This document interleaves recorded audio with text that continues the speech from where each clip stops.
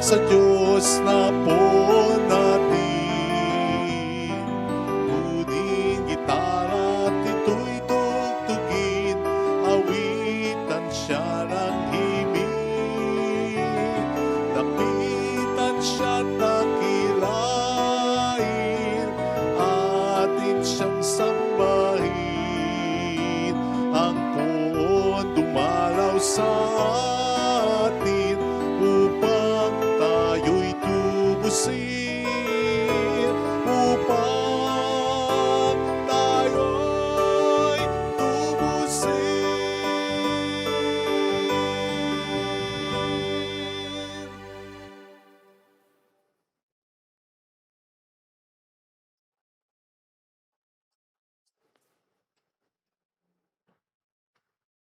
Sa ngala ng Ama at ng Anak ng Espiritu Santo, Amen. sumainyo ang Panginoon. At sumayo rin. Gunitain natin si San Antonio isang abad. Hilingin natin sa Kanya ang panalangin at matutunawa tayo sa Kanyang halimbawa upang tayo maging marapat. Halina't magsisimulan sa ating mga kasalanan. Tayo pong lahat, inaamin ko Sa makapangyarihang Diyos at sa inyo mga kapatid, na lubha akong nagkasala sa isip, sa salita at sa gawa, at sa aking pagkukulang. Kaya'y sinasamo ko sa mahal na Birheng Maria, sa lahat ng mga anghel at mga banal, at sa inyo mga kapatid, na ako'y panalangin sa Panginoong ating Diyos. Kaawaan tayo ng mapagmahal na Diyos. Patawarin sa ating mga sala at patnubayan hanggang sa buhay na walang hanggan. Amen. Panginoon, kaawaan mo kami. Panginoon, kaawaan mo kami. Kristo, kaawaan mo kami. Kristo, kaawaan mo kami. Panginoon, kaawaan mo kami. Panginoon, kaawaan mo kami. Yumuko tayo, maaring ibulong sa Panginoon ang ating intensyon. Pagdasal natin ang ating bayan, ang mga tumutulong sa ating simbahan. Ang mga may sakit at ang mga nag-aalaga sa kanila. Manalangin tayo. Ama naming makapangyarihan, pinagbigyan mong ikaw ay mapaglingkuran ni San Antonio Abad na sa disyerto na muhay.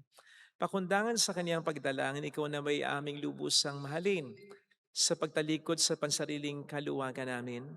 Sa pamamagitan ni Jesucristo kasama ang Espiritu Santo magpa sa walang hanggan. Amen.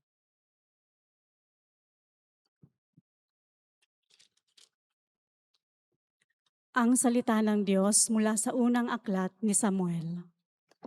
Sa lipi ni Benjamin ay may isang mayamang lalaki na ang pangalay Cis. Siya'y anak ni Abiel at apo ni Zeror, na anak ni Becorat at apo naman ni Afia.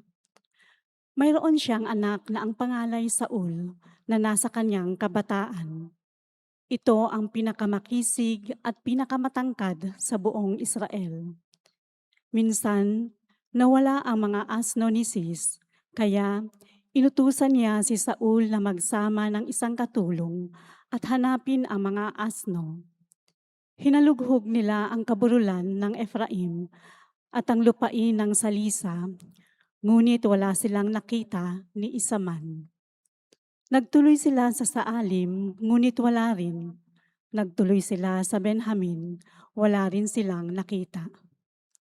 Nang dumating si Saul, sinabi ng Panginoon kay Samuel, "Iyan ang lalaking sinasabi ko sa iyo na maghahari sa Israel. Pahiran mo siya ng langis at italagang hari ng Israel. Siya ang magtatanggol sa mga Israelita laban sa mga Filisteo. Naaawa na ako sa nakikita kong paghihirap ng aking bayan." Lumapit si Saul kay Samuel at nagtanong, "Saan po kaya makikita ang manghuhula?" Sumagot si Samuel, "Ako ang manghuhula. Sumama ka sa akin sa altar, sa burol at magsasalo tayo sa pagkain. Sa umaga ka na lumakad pagkatapos kong sabihin sa iyo ang gusto mong malaman." Kinuha ni Samuel ang sisidla ng langis at binusan ang ulo ni Saul. Pagkatapos, hinagkan niya ito at sinabi, Binusan kita ng langis ng Panginoon upang maging hari ng Israel. Pamamahalaan mo ang kanyang bayan at ililigtas laban sa lahat niyang kaaway. Ang salita ng Diyos.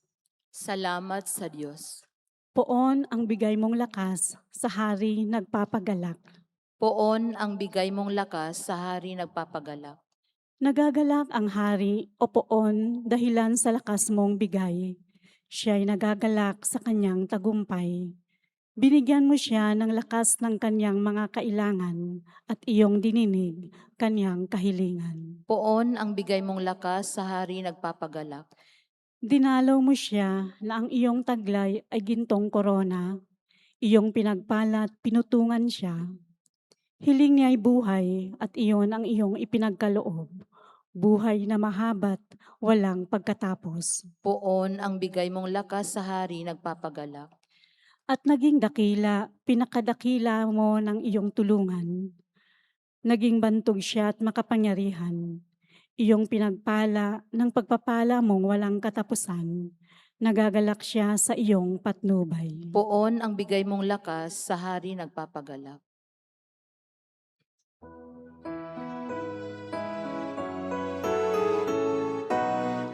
Hallelujah, hallelujah, hallelujah, hallelujah.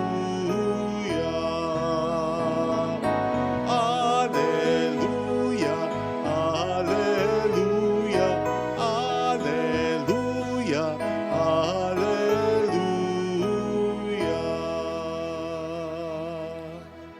Sumainyo ang Panginoon. At sumayo rin. Ang mabuting balita ng Panginoon ayon kay San Marcos. Papuri sa iyo, Panginoon. Noong panahong yon, muling pumunta si Jesus sa baybayin ng lawa ng Galilea. Sinundan siya ng napakaraming tao at sila'y tinuruan niya. Nagpatuloy siya ng paglakad at nakita niya si Levi, na anak ni Alfeo, nakaupo sa paningilan ng buwis. Sinabi sa kanya ni Jesus, "Sumunod ka sa akin." Tumindig naman si Levi at sumunod. Nang si Jesus at ang kaniyang mga alagad ay kumain sa bahay ni Levi, nakisalo sa kanila ang maraming publikano at mga makasalanang sumunod sa kaniya. Nakita ito ng ilang eskribang kabilang sa pangkat ng mga Pariseo at tinanong nila ang kanyang mga alagad, "Bakit siya sumasalo sa mga publikano at sa mga makasalanan?"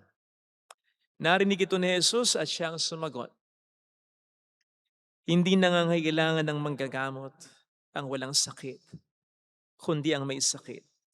Naparito ako upang tawagin ang mga makasalanan, hindi ang mga banal."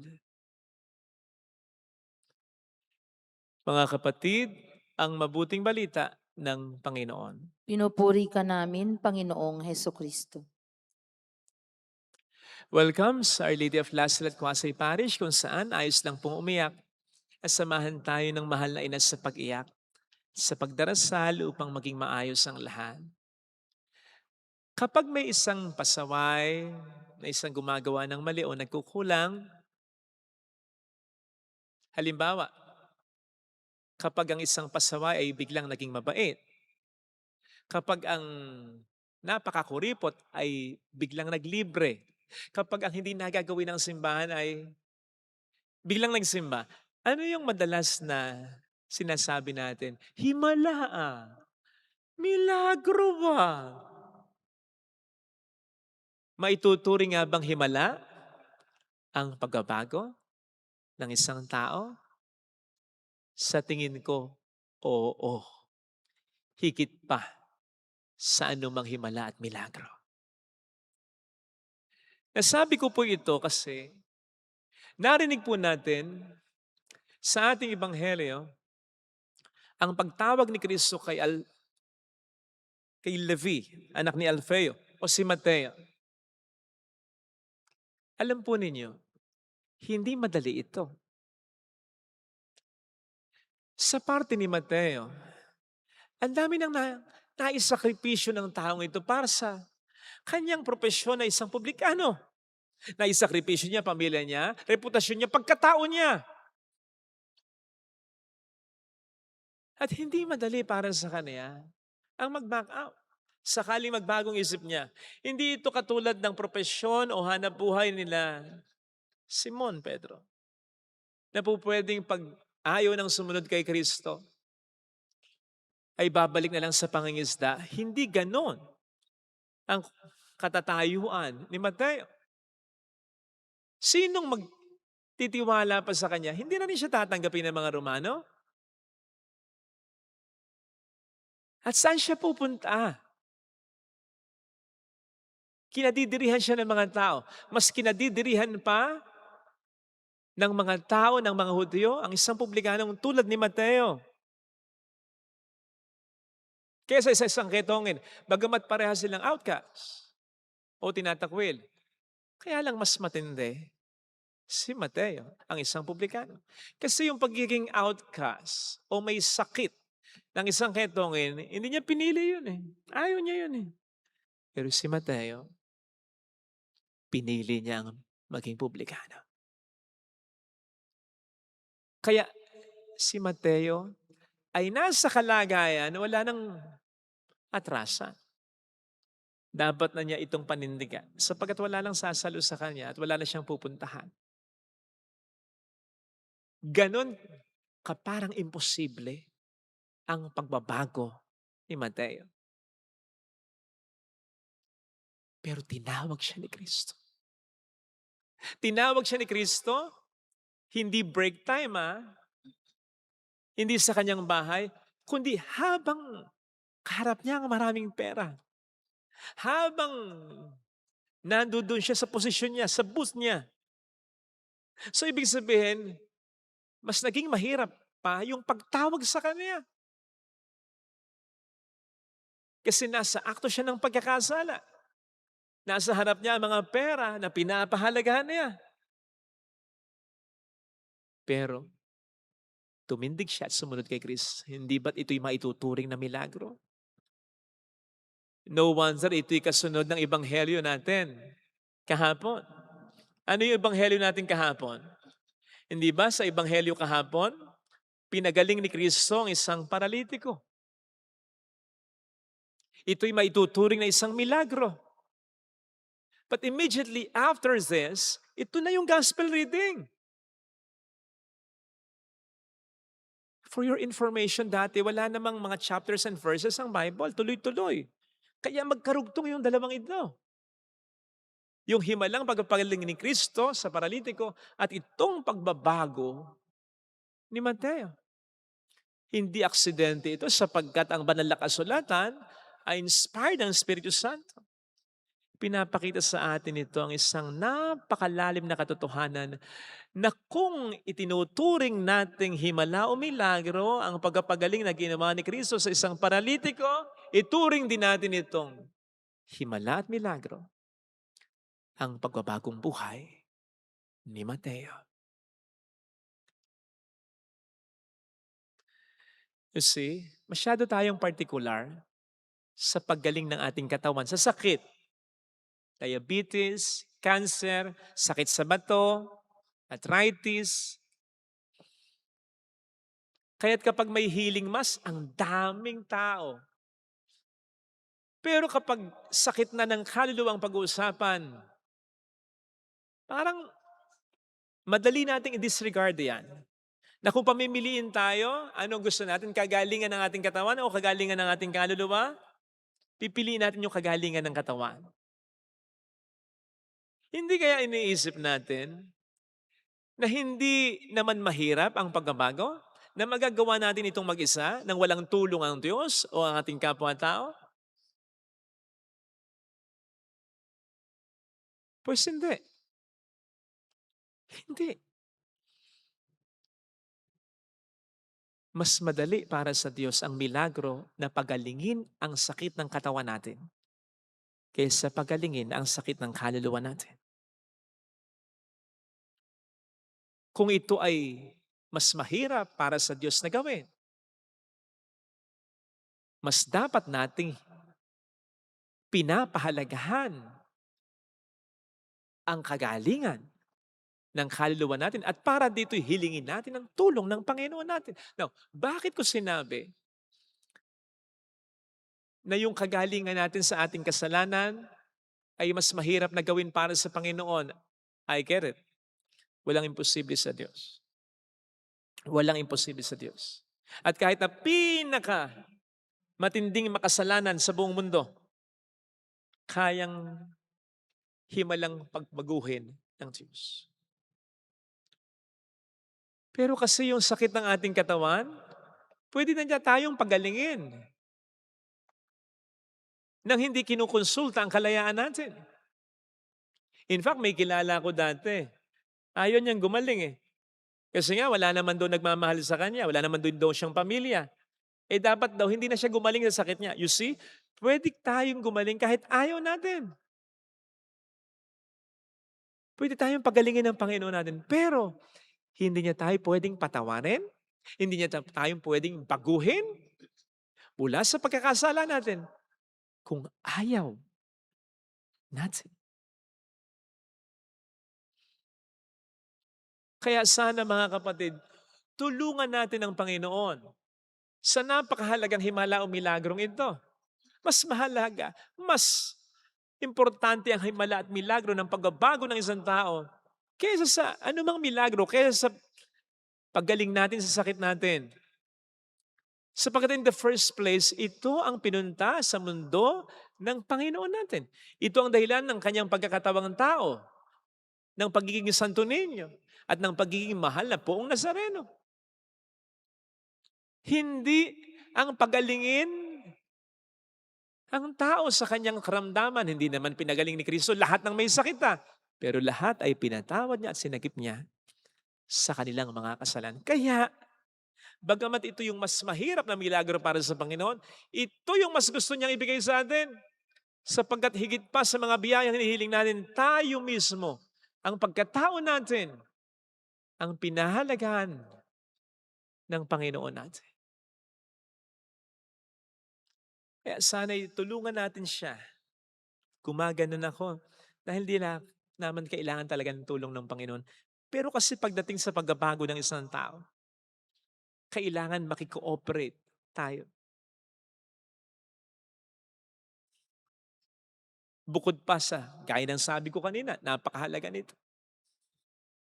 Kung ilalapat nga natin sa ating karanasan, di ba? O ikaw, sige, kayo po. Anong mas gugustuhin nyo? Gumaling kayo? O yung magbago yung asawa nyo? Magkaroon ng direksyon ng buhay ng anak nyong pasaway? O yung magbago rin tayo sa kasalanan natin upang tayo mas mapalapit sa Panginoon natin? Hindi nga ba't kung minsan dahil sa pagiging pasaway ng isang tao, kahit wala tayong sakit, ay sinasabi natin, mapapatay mo ko. Ikaw ba ang papatay sa akin? Sa konsumisyon. Kaya higit pa sa anumang milagro, tulungan natin ng Panginoon sa milagrong ito. Isuko natin sa Kanya ang sarili natin, makikooperate tayo. Ngayon, kung hindi naman tayo ang problema, kung wala naman tayong malalaking mga pagkakasala, makikooperate pa rin tayo in such a way na patuloy nating ipagdasal ang pagbabago ng kapwa natin. At patuloy din nating ipagdasal sa Panginoon ang pasensya na kailangan natin para mahintay natin ang pagbabago ng kapwa natin. Amen. Lagay natin ang ating kanang kamay sa tapat ng ating puso.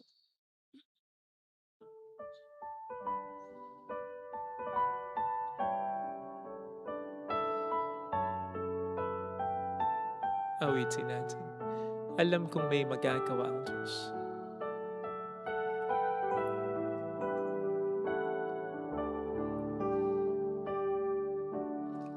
Alam kong may magagawa ang Diyos. Alam kong may magagawa Walang imposible sa Kanya. ang Diyos. Kung ako'y magtatapat, Kung ako'y magtatapat sa Kanya'y maglilingkod, sa Kanya'y maglilingkod, alam kong may magagawa ang Diyos. may magagawa Alam kong diringkin ng Diyos ang samo Alam kong di sapagkat anak niya ako. ng Diyos ang samo ko. Alam kong diringkin ng Diyos ang samo Alam kong diringin ng Diyos ang samo ko. kung ako'y magtatapat Kung ako'y magtatapat sa Kanya'y maglilingkod. sa Kanya'y maglilingkod. Alam kong diringhin ng Diyos ang samo. Diringin ng Diyos Pumikit tayo. ang samo ko. Panginoon, tulungan mo po kaming magbago. Pinagdarasal ko po ang mahalaga sa buhay ko na sa palagay ko ay kailangang magbago. Sipin po ninyo yung mga taong pinagdarasal niyo magbago. Panginoon, tulungan mo po siya na makita ang pagkukulang at pagkakamali niya, na magkaroon sana ng direksyon ang mga desisyon niya. Tulungan mo rin po akong magbago, Panginoon, kung kinakailangan mas magpasensya, mas umunawa, mas magtiis, mas magmahal, mas magpatawad pa ako. Tulungan mo ako kasi hindi ko po kayang gawing mag-isa ito. Gustuhin ko man parang wala na po akong ibibigay kung minsan, pero tulungan mo ako at makakaya ko. Hallelujah! Purihin ang Diyos. Hallelujah! Pasalamatan siya. Siya ay muling babalik sa atin. Hindi ka niya iiwan. Hindi ka niya pababayaan. Paniwalaan mo yan. Hallelujah! Purihin ang Diyos. Hallelujah! Sa takdang panahon ay babalik ang Panginoon upang tayo ay kunin tapat siya sa Kanyang mga pangako sa atin. Sabihin mo sa sarili mo, mayroong magandang mangyayari sa iyo. Higit pa sa inaasahan mo sapagkat mahal ka ng Diyos, makatandaan. Kung lalapit ka kay Jesus, maaaring matagal, maaaring maging mahirap, pero magiging maayos din naman ang lahat. Mayroong magandang mangyayari sa iyo. Magandang mangyayari. Hayaan mong baguhin tayo ni Kristo. Hilingin natin ang milagrong ito. Kailangan natin ito. Kailangan ito ng mga mahal natin, ng kapwa natin. Papuri sa Ama at sa Anak at sa Espiritu Santo. Kapara ng sa unang-una, ngayon, magpakailanman, magpasawalang hanggan. Amen. Pag-aalay.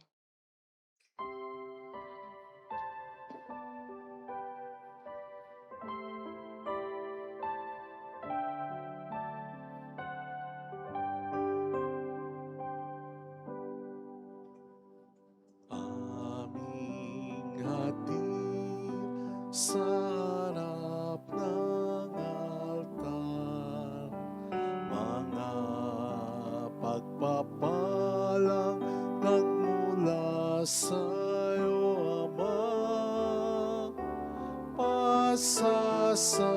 Pasasalamat sa biyayang natanggap, pagpupuri sa iyong harapan.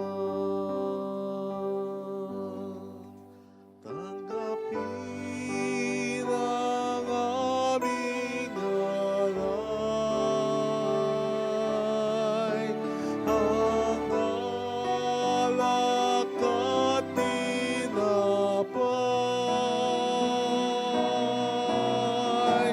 at pagsaluhan ng munting handog, ang tinapay ng buhay at kalis ng kaligtasan.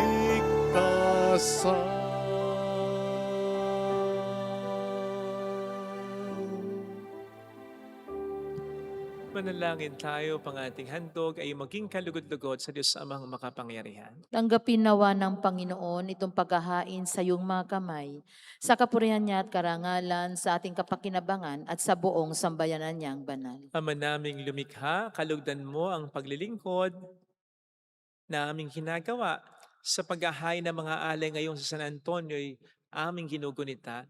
Huwag nawa kaming mahadlangan ng anumang makalupa sa pagkakamit namin ng kayamanang pinakadakila na tanging ikaw lamang sa pamamagitan ni Jesucristo kasama ang Espiritu Santo magpasa walang hanggan. Amen. Sumainyo ang Panginoon. At sumayo rin. Itaas sa Diyos ang inyong puso at diwa. Itinaas na namin sa Panginoon. Pasalamatan ang Panginoong ating Diyos. Marapat na siya ay pasalamatan. Ama naming makapangyarihan, tunay ngang marapat na ikaw ay pasalamatan. Ang pagkaparangal sa iyong kabutihan ay lagi mong pinapaalingaw-ngaw sa iyong sambayanan sa pagkakaroon ng mga kaanib na maasahan at tapat tulad mo sa pananagutan upang magbunga ang punyagi ng iyong anak na sa iyong pag-ibig kami matulad. Ang mga banal na tao ay tumutulong sa lahat sa pag-ibig ay halimbawa at pananalangin wagas. Kaya kaisa ng mga anghel na nagsisiawit ng papuri sa iyo ng walang humpay sa kalangitan, kami nagbubunyi sa iyong kadakilaan. Santo, Santo, Santo, Panginoong Diyos ng manghukbo, napupuno ang langit at lupa ng kadakilaan mo. Hosana sa kaitaasan. Pinagpala ang naparirito sa ngalan ng Panginoon. Hosana sa kaitaasan. Ama naming banal, ikaw ang bukhal ng tanang kabanalan, kaya't sa pamamagitan ng iyong Espiritu, gawin mong banal ang mga kaloob na ito upang para sa amin ay maging katawan at dugo ng aming Panginoong Hesukristo. Bago niya pinagtiis ang kusang loob na maging handog, hinawakan niya ang tinapay, pinasalamatan kaniya, pinaghati-hati niya iyon, niabot sa kaniyang mga alagad at sinabi, tanggapin ninyong lahat ito at kanin. Ito ang aking katawan na ihahandog para sa inyo.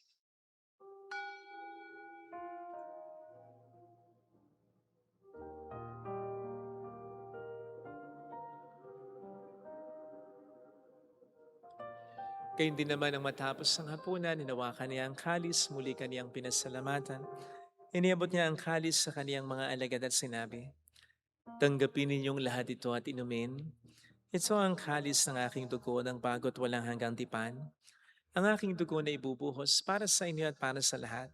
Sa ikapagkapatawad ng mga kasalanan, gawin niyo ito sa pag-alala sa akin.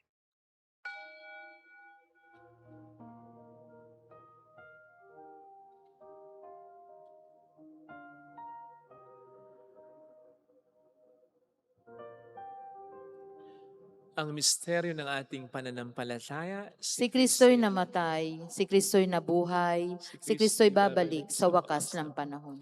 Ama, ginagawa namin ngayon ng pag-alaala sa pagkamatay at muling pagkabuhay ng iyong anak. Kaya iniaalay namin sa iyong tinapay ng buhay at ang kalis ng kaligtasan.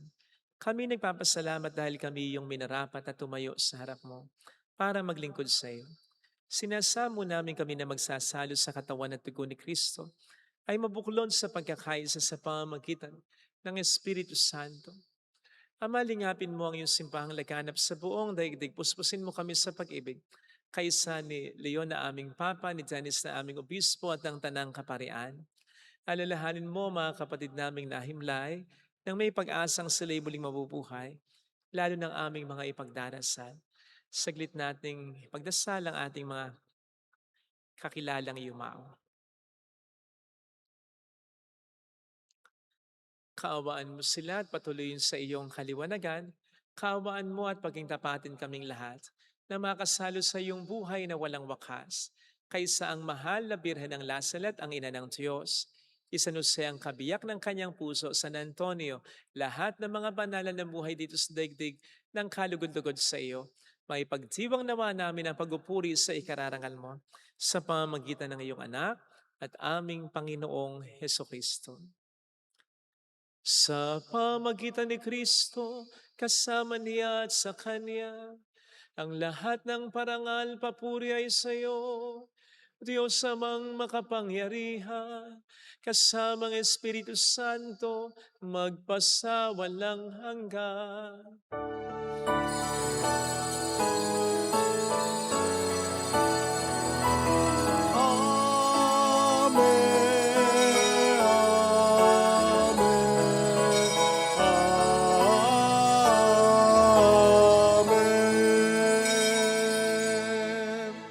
Tumawag tayo sa Ama.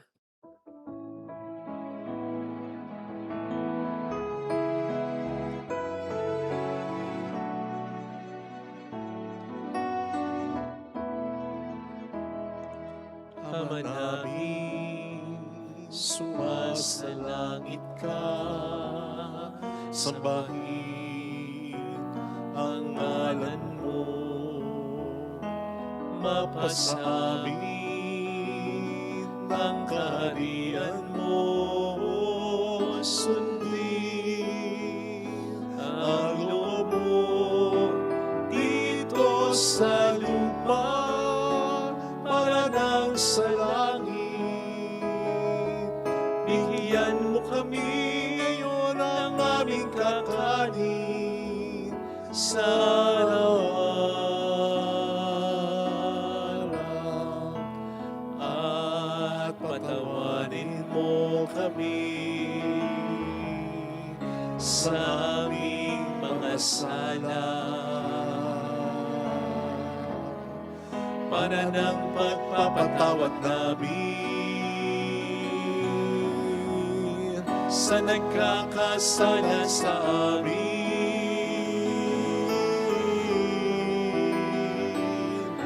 At huwag mo kami ipahintulot sa tukso, at hati-hatihan mo kami sa lahat ng masama.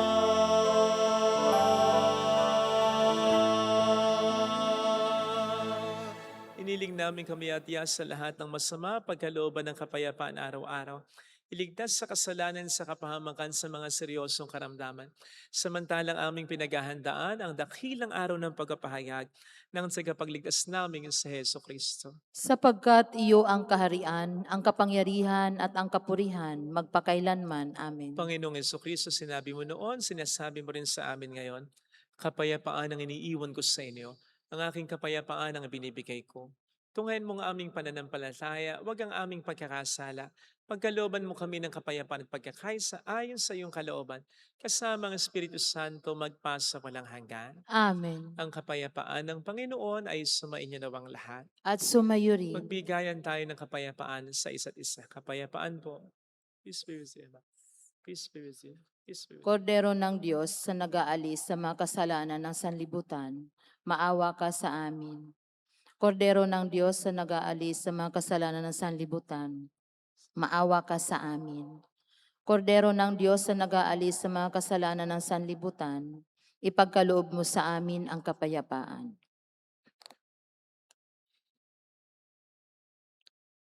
Narito sa harap natin ng Panginoon ang ating buhay at kaligtasan. Mapapalad tayong inaanyayahan. Panginoon, hindi ako karapat-dapat na magpatuloy sa iyo, ngunit sa isang salita mo lamang ay gagaling na ako.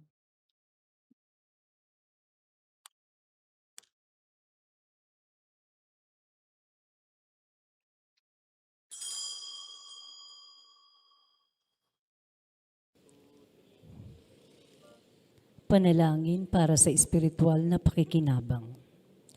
Panginoong Hesus, ako ay naniniwala na ikaw ay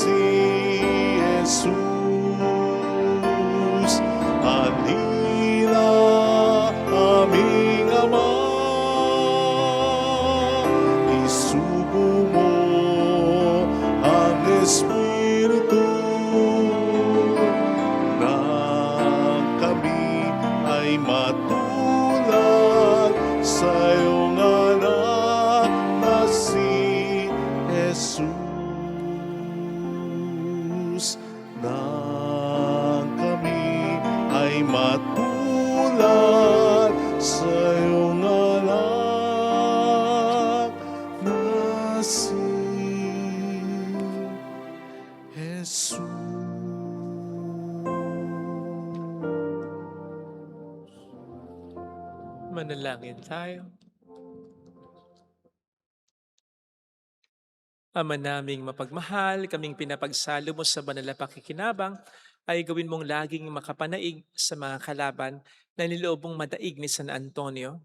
Abad, noong sa lakas ng kadiliman siya'y magtagumpay na nakipagtungkalian. Sa pamamagitan ni Jesucristo, kasama ng Espiritu Santo magpa sa walang hanggan. Amen. Holy God, Holy Mighty One, Holy Immortal One. Have mercy on us and on the whole world. Holy God, Holy Mighty One, Holy Immortal One. Have mercy on us and on the whole world. Holy God, Holy Mighty One, Holy Immortal One. Have mercy on us and on the whole world. Jesus, King of Mercy, We trust in you. alalahanin, Alalahanin, o mahal na Birhen ng Lasalet, ina ng pag-asa. Ikaw ang nagpapaalala sa aming magbalik loob sa Ama. Ito ang nagpapatunay na ang kagandahang loob mo'y nanatiling busilang. Sa pag-aaruga mo sa amin, tungkulin mo'y tinupad. Sa paanan ni Kristo'y itinuring mo kaming mga tunay mong anak. Kaya ninais mong ni Isay huwag mapahamak. Maging sa iyong walang tigil na pananalangin, pati luhay pumatak. Huwag namang mawalan ng saysay ang iyong paghihirap. Hiling nawa namin sa iyo, o aming inang liyag, na matapos ang pakikibaka namin sa mundong ito, at sa pananatili naming tapat kay Kristo, sa kapurihan mo'y makibahagi kaming ganap, upang kung nasan ka ngayon, ay maparoon din kaming lahat, at ang kaganapan ng kaluwalhatian ng Diyos sa may, tuluyang matupad siya nawa. mahal na Birhen ng Lasalet, tagapagkasundo ng mga makasalanan. Ipanalangin mong walang patid kaming mga dumudulog sa iyo. Marami pong salamat sa inyong pakikisat sa mga tulong na binibigay po ninyo na dahilan para makatulong din po tayo sa iba. Salamat po sa pagkikipagtulungan ninyo sa Diyos para mabago ang buhay ng maraming tao. Salamat po. Sumainyo ang Panginoon. At sumayo rin. Pagpalain kayo kasama ang ating pamilya na mapagmahal na Diyos, ng Ama at ng Anak, ng Espiritu Santo. Amen. Umayo tayo sa kapayapaan ni Kristo. Salamat sa Diyos.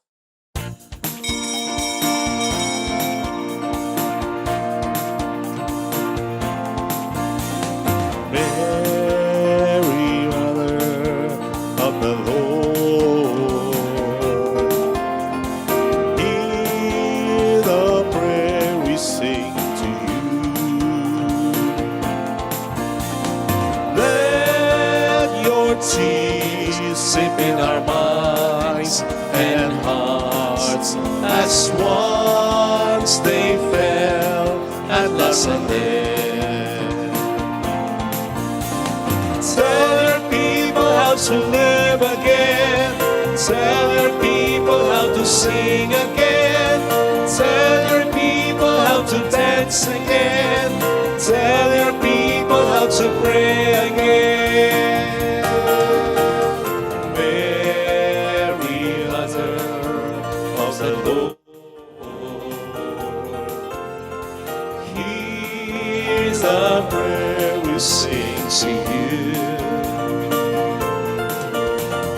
Let your tears sip in our minds and hearts as once they fell at Lasalle.